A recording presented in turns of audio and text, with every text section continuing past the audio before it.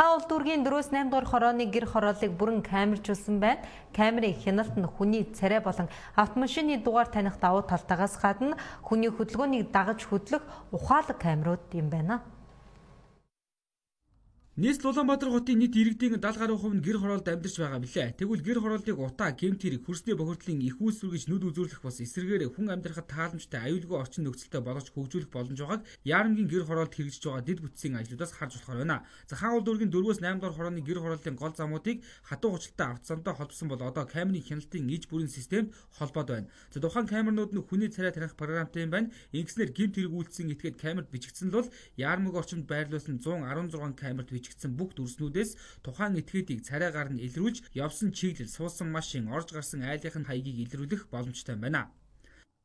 Бид одоо 11 сарын 29-ноос хойш ашиглаад эхэлсэн. Энэ хугацаанд одоо гэмт үйлчлүүдийг бид одоо үйлдэл дээр нь таслан зогсоох, гарсын эрхийг халуун мөрөөр нь илрүүлэх энэ чиглэл дээр бол маш их төлөвлөлттэй байгаа.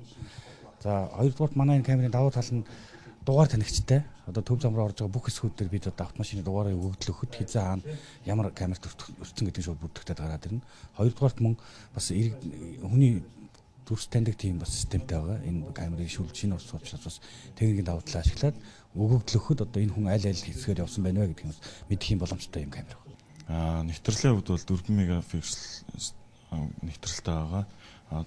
Энэ тухайн камерууд маань болохоор яг одоо ийм нүүр царай таних системтэй камер бол Монголд бол хийгдэг байна. Тийм нь бол анхных тийм Монгол хийгдсэн байна.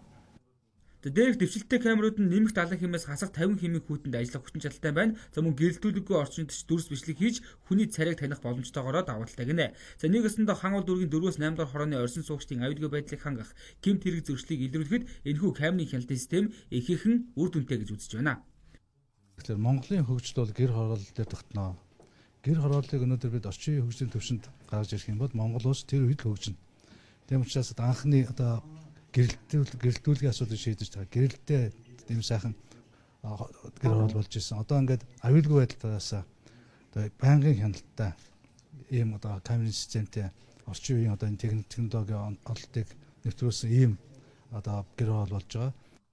За гэр хорооллын харанхуй гудамж талбайд үйлдэгдсэн гэмт хэргийг илрүүлэхэд олон бэрхшээлүүд үүсдэг. Тэгвэл энэ мэтлэн ухаалаг камерын хяналтын системийг нэвтрүүлэх нь гэмт хэрэгээс өрсөн сэргийлэх иргэдийн амар тайван байдлыг хангахад чухал нөлөө үзүүлнэ гэж үзэж байна.